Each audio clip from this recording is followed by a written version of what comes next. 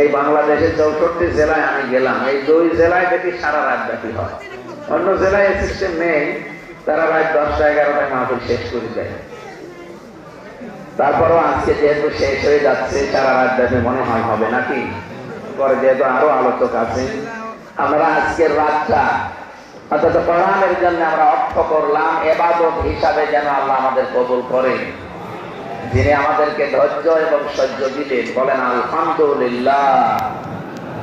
দরুদ আর সালাম পড়ছি আমাদের নবী মুহাম্মদুর রাসূলুল্লাহ সাল্লাল্লাহু আলাইহি ওয়াসাল্লামের প্রতি। আমরা তেলাওয়াত করেছি কোরআনে কারিমে সূরা আলে ইমরান 102 নাম্বার,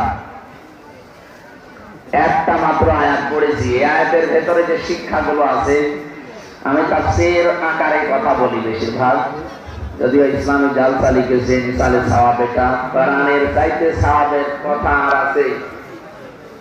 এই কার দিকে তাকিয়ে আছেন আপনি? এদিকে তাকান। মান ক্বালা বিহি সাদাকা, নবীজি বলেন যারা কোরআন দিয়ে কথা বলে এরা সত্য কথা বলে। কোরআনের বাইরে যে কথা, ও কথা সত্য কথা নয়, এই হাদিস অনুযায়ী। এজন্য আমাদের কথা হওয়া লাগবে কোরআন কেন্দ্রিক। আমার আমিলা বিহি উজিরা, যারা কোরআনের আমল করে তাদেরকে আল্লাহ পুরস্কার দেবে। আপনি অন্যান্য জায়গা থেকে আমল করলে, হাদিস দেখে, ইসলামের ইতিহাস দেখে আমল করলে আপনি সওয়াব পাবেন না, পুরস্কার পাবেন না তা না, পাবেন। হয়তো সাহাবীরা দেবে কিয়ামতে, ফেরেশতারা দেবে, নবীরা দেবে, রাসূলরা দেবে। কোরআনের আমল আল্লাহ দিয়েছেন 500। এই আমলগুলো যদি দুনিয়ায় কেউ করে, কিয়ামতে আল্লাহ নিজের হাতে পুরস্কার দান করবে।